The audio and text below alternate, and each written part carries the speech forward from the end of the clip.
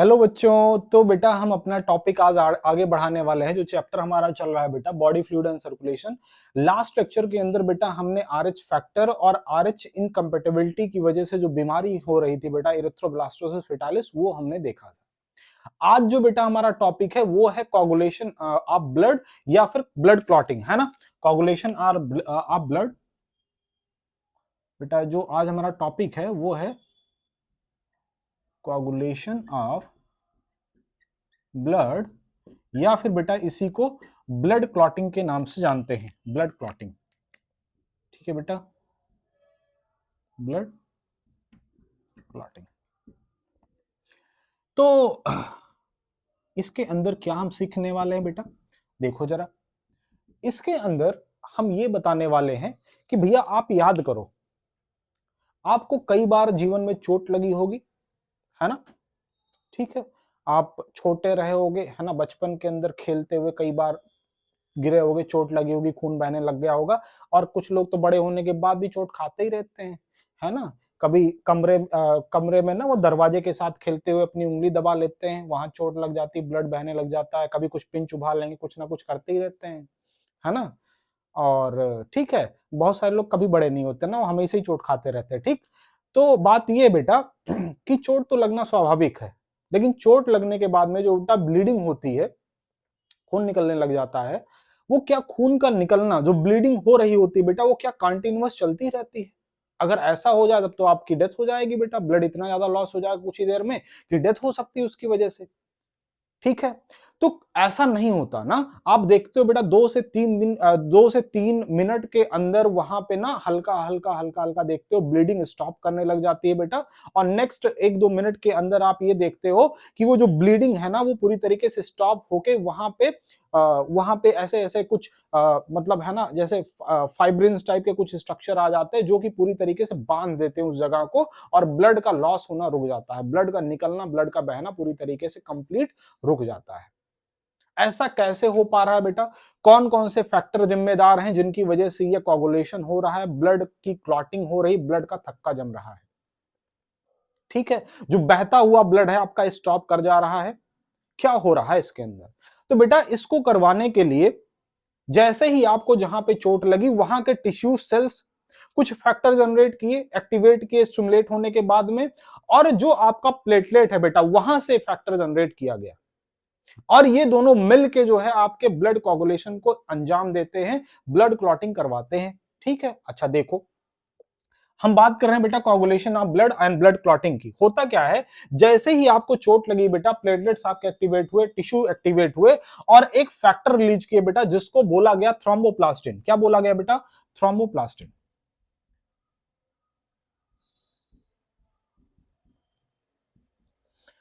Thromboplastin बेटा कुछ certain factors generate करते हैं, है ना, कुछ सर्टेन फैक्टर जनरेट करते हैं बेटा, सर्टेन फैक्टर्स जो कि ब्लड कोगुलेशन में बड़ा ही इंपॉर्टेंट रोल प्ले करते हैं बेटा। इसमें सबसे पहले हम थ्रोम्बोकाइनेज की बात करने वाले हैं। किसकी बात करने वाले बेटा, थ्रोम्बोकाइनेज की। जो थ्रोम्बोप्लास्टिन है, थ्रोम्बो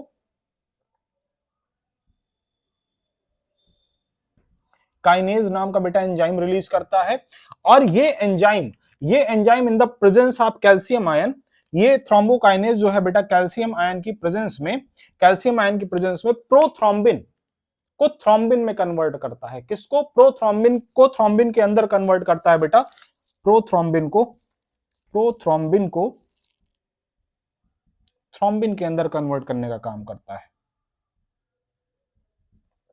ठीक है बेटा, प्रो कहीं भी टर्म लग जाए ना, जैसे आपको प्रो इंसुलिन हम कभी बताएंगे आपको, है ना, 12th वाली सीरीज चल रही बेटा, उस सीरीज को कंटिन्यू रखना। वहां पे बायोटेक वाली सीरीज चल रही है, उस सीरीज को मैं जब पढ़ाना शुरू करूंगा, जब जब मैं सेकंड चैप्टर के ऊपर उसके पहुंचूंगा बेटा, बायोटेक का जो एप्लीकेशन वाला चैप्टर, वहां मैं जब इंसुलिन की बात करूंगा तो वहां प्रो इंसुलिन की बात करूंगा। प्रो का मतलब बेटा अनमैच्योर्ड इंसुलिन की मैं बात कर रहा हूं। ऐसे ही अगर मैं प्रोथ्रोम्बिन की बात कर रहा हूं, मतलब इनएक्टिव फॉर्म ऑफ थ्रोम्बिन की बात कर रहा हूं। ये ये जो प्रोथ्रोम्बिन है बेटा, ये एक्टिव नहीं है।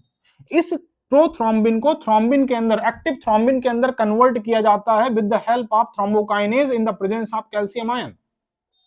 कैल्शियम आयन की प्रेजेंस में बेटा ये जो प्रोथ्रोम्बिन है थ्रोम्बिन के अंदर कन्वर्ट होता है ना। और बदले में ये जो थ्रोम्बिन है बेटा, ये जो थ्रोम्बिन है बदले में ये थ्रोम्बिन फाइब्रिनोजन को फाइब्रिन के अंदर कन्वर्ट कर देता है। ये जो थ्रोम्बिन है बेटा, ये जो थ्रोम्बिन है ये फाइब्रिनोजन को, इसको फाइब्रिनोजन को फाइब्रिन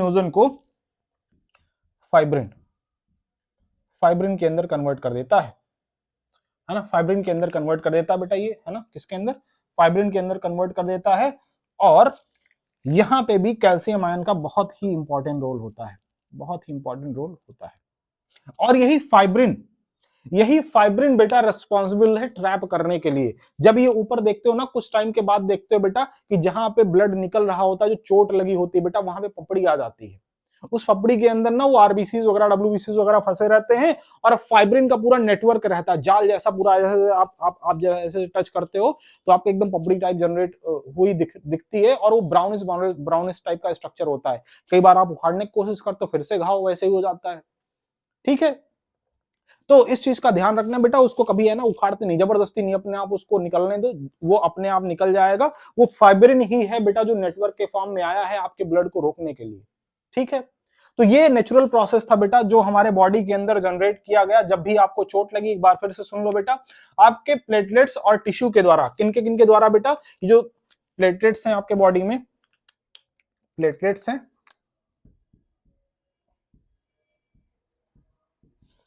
और जो इंजर्ड टिश्यू हैं,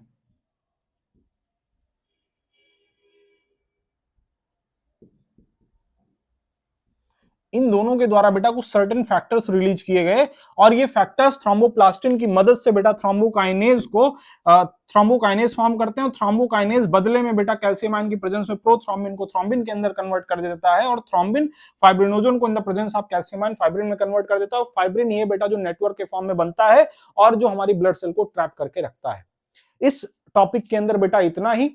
नेक्स्ट बेटा जो अब हम टॉपिक डिस्कस करने जा रहे हैं लिम्फ है। इसके पहले वाला जो टॉपिक हमने डिस्कस किया कोगुलेशन ऑफ ब्लड, इसके जस्ट बाद अब हम लिम्फ डिस्कस करने जा रहे हैं बेटा। लिम्फ को बेटा आप टिश्यू फ्लूइड के नाम से जानते हो, किस नाम से, टिश्यू फ्लूइड, टिश्यू फ्लूइड। ठीक है, बॉडी फ्लूइड बेटा किसको बोलते हो, ब्लड को बोलते हो, और लिम्फ को टिश्यू फ्लूइड बोला जाता है। टिश्यू फ्लूइड क्यों बोलते हैं, इसका रीजन जरा समझे, और लिम्फ कैसे बनता है बेटा, इसके कंपोजिशन, जैसे हमने ब्लड के कंपोजिशन की बात करी थी बेटा, प्लाज्मा फॉर्म्ड एलिमेंट की बात करी थी, ऐसे हम लिम्फ के कंपोजिशन की बात करने वाले हैं। ठीक है, और कहां पे ये पाया जाता है, तो बेटा लिम्फ के बारे में हम ये कहते हैं it act as middle man की तरह एक्ट करता है। कहां पे मिडिल मैन की तरह एक्ट करता है बेटा, जो ब्लड से चलने वाला कंटेंट है, जो न्यूट्रिएंट वगैरह है बेटा, अगर आप उनको टिश्यू तक पहुंचाना चाह रहे हो तो टिश्यू के पास किनके थ्रू पहुंचाओगे, तो वो बेटा मीडियम लिम्फ ही प्रोवाइड करवाता है। जैसे मान लो, है ना, ये बेटा, है ना, ब्लड वेसल्स थी, है ना, चलो ऐसे देखो, है ना, ये ब्लड वेसल्स थी बेटा, मान लो ये सपोज ऐसे देखो, है ना, सपोज करो ये ब्लड वेसल्स थी, है ना, ब्लड वेसल्स थी बेटा, और इन्होंने ना एक कैपिलरी का पूरा नेटवर्क बनाया यहाँ पे आके, है ना, पूरा कैपिलरी का नेटवर्क बना लिया बेटा, है ना। ठीक है, पूरा नेटवर्क जनरेट कर लिया इन्होंने कैपिलरी का।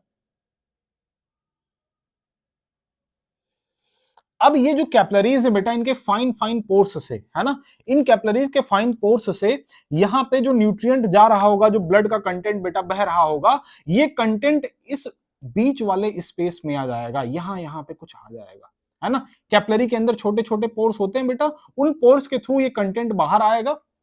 और ये कंटेंट बाहर आके बेटा, क्योंकि यहीं पे आसपास में ना कई सारे टिश्यूज मौजूद होंगे, सेल्स मौजूद होंगी, इन सेल्स और टिश्यूज तक पहुंचने लग जाएगा, है ना, इन सेल्स और टिश्यूज तक पहुंचने लग जाएगा।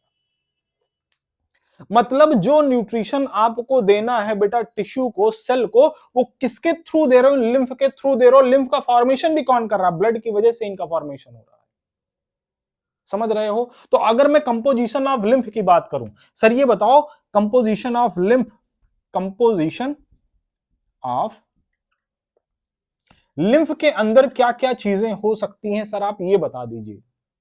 ठीक है, तो लिम्फ के अंदर बेटा अगर मैं बात करूं ब्लड के अंदर क्या क्या हुआ करता था, पहले याद करो, है ना। ब्लड के अंदर अगर मैं बात करता था बेटा, तो ब्लड के अंदर मैं ये कहता था, ब्लड के अंदर बेटा प्लाज्मा को छोड़ के फॉर्म्ड एलिमेंट वगैरह अगर मैं कहूं तो आरबीसीज हुआ करते थे, डब्ल्यूबीसीज हुआ करते थे और प्लेटलेट्स हुआ करते थे।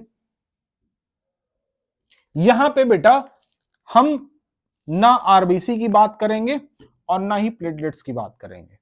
लिम्फ के अंदर बेटा अगर हम ये कह रहे हैं लिम्फ का कंपोजिशन, तो लिम्फ में बेटा क्या क्या हो सकता है, डब्ल्यूबीसीज होंगे, जो और बेटा इलेक्ट्रोलाइट्स वगैरह होंगे, न्यूट्रिएंट्स वगैरह होंगे, वो सब आएंगे लार्जर प्रोटीन मॉलिक्यूल को छोड़ के, डब्ल्यूबीसीज, है ना, एंड प्रोटीन प्लस प्रोटीन वगैरह होगा इसके अंदर थोड़ा बहुत, है ना, और भी आयंस वगैरह हो सकते हैं, कुछ आयंस वगैरह हो सकते हैं। मतलब लार्जर प्रोटीन मॉलिक्यूल को निकाल दिया जाए। लार्जर प्रोटीन में क्यों कह रहा हूं, क्योंकि बेटा वो कैपिलरी से पास नहीं हो पाएंगे, कैपिलरी से बाहर नहीं आ पाएंगे, तो वो इसके अंदर पाए भी नहीं जाएंगे अगर कैपिलरी से बाहर नहीं आएंगे तो मेनली सबसे ज्यादा जो कंटेंट होता है बेटा डब्ल्यूबीसी का होता है, किसके अंदर, प्लेटलेट्स के अंदर, सॉरी ये लिम्फ के अंदर, ठीक है, लिम्फ के अंदर। लिम्फ में क्या क्या नहीं होगा, तो जो आरबीसीज होंगे ये नहीं होंगे, प्लेटलेट्स वगैरह नहीं होंगे, ठीक है। काम क्या कर रहा है बेटा, काम ये कर रहा है कि जो ब्लड से निकला हुआ कंटेंट है उसको टिश्यू तक पहुंचाने का काम करता है बेटा। और ये जो जो बॉडी के ऑर्गन्स हैं, टिश्यूज हैं, सेल्स हैं बेटा, इनसे नहाए हुए होते हैं, लिम्फ से नहाए हुए होते हैं। लिम्फ उनके चारों तरफ भरा रहता है ना। जैसे ये अगर मैं कहूं बेटा ये टिश्यू है, तो इसके चारों तरफ आपको लिम्फ मिल जाएगा इस तरीके से, है ना। लिम्फ में ये नहाए हुए होते हैं। और लिम्फ अगर मैं कहूं कि यहां से कैसे ड्रेन आउट किया जाता होगा, क्या यहीं भरा रहता होगा हमेशा ही बेटा, इसके अंदर भी तो मेटाबॉलिक वेस्टेज डाले जाते होंगे, है ना।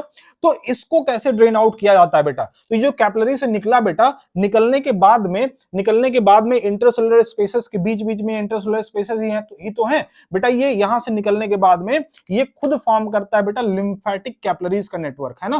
किसका नेटवर्क फॉर्म करता है, लिम्फेटिक कैपिलरीज का नेटवर्क फॉर्म करेगा। और ये लिम्फेटिक कैपिलरीज के नेटवर्क बेटा लिम्फेटिक वेसल्स के अंदर कन्वर्ट होंगे, और ये लिम्फेटिक वेसल्स बेटा आगे चल के लार्जर वेन्स में कन्वर्ट हो जाती है ना। तो ये मान के चलो, है ना, ये तुम्हारा ब्लड कैपिलरीज है, ये ब्लड वेसल्स थी, ब्लड वेसल्स से चले ब्लड कैपिलरीज के पास में, ब्लड कैपिलरीज से बेटा लिम्फ कैपिलरीज के पास में, लिम्फ कैपिलरीज से लिम्फेटिक वेसल्स के पास में, लिम्फेटिक वेसल्स से लार्जर वेन्स के पास में। तो एक मैं इधर से, है ना, जल्दी से मैं बना देता हूं, इसको देख लो भैया, है ना। कैसे सर, देखो जरा, है ना, जैसे मान लो बेटा, है ना, इंटरसेलुलर स्पेसेस के अंदर ये हुआ करता था क्या, लिम्फ कहां पे था बेटा ये इंटरसेलुलर स्पेसेस में था, स्पेसेस में था, इंटरसेलुलर स्पेसेस में था ये लिम्फ बेटा आगे बढ़ा और ये किस में पहुंच गया, लिम्फ लिम्फेटिक वेसल में पहुंच गया, सॉरी लिम्फेटिक कैपिलरीज का फॉर्मेशन कर दिया, फैटिक कैपिलरी। लिम्फेटिक कैपिलरी के बाद में बेटा ये कहां पे पहुंचा, लिम्फेटिक कैपिलरी के बाद में लिम्फ वेसल में पहुंचा, लिम्फ वेसल्स के बाद में बेटा ये लार्जर वेन्स के अंदर पहुंच गया, वेन्यूस और लार्जर वेन्स में पहुंच गया, है ना। लार्जर वेन्स से फिर, है ना, हार्ट तक पहुंचा दिया जाता है ना। जो जो वेना कैवा वगैरह होती है उसके थ्रू बेटा आपके हार्ट तक पहुंचा दिया जाता है। तो कहां से चला था बेटा, आर्टरी आर्टरियोल से चला, है ना। ये बेटा कैपिलरी का फॉर्मेशन हुआ यहाँ पे ब्लड कैपिलरीज का, ब्लड कैपिलरीज के द्वारा जो कंटेंट बाहर निकला उसको आपने लिम्फ कहा, लिम्फेटिक कैपिलरी का फॉर्मेशन करके बेटा लिम्फेटिक वेसल में पहुंचा, और उसके बाद में लार्जर वेन्स के थ्रू दोबारा से हार्ट के अंदर डाल दिया गया। ये पूरा नेटवर्क रहता है, ठीक है, समझ रहे हो। तो बेटा ये टॉपिक रहा लिम्फ का, लिम्फ वाला टॉपिक रहा। लिम्फ लिम्फेटिक वेसल के अंदर बेटा फ्लो करते हैं। अगर कई बार बेटा, है ना, लिम्फेटिक वेसल्स में अगर किसी प्रकार कोई ब्लॉकेज हो जाता है, तो अगर ये रुक जाते हैं बेटा, है ना, ट्रांसपोर्टेशन का नहीं हो पाता, दिक्कतें होती हैं अलग अलग। जब मैं बीमारियां पढ़ाऊंगा तो वहां पे मैं बताऊंगा इनके बारे में, ठीक है। अभी के लिए बेटा इतना ही रखते हैं। Thank you very much.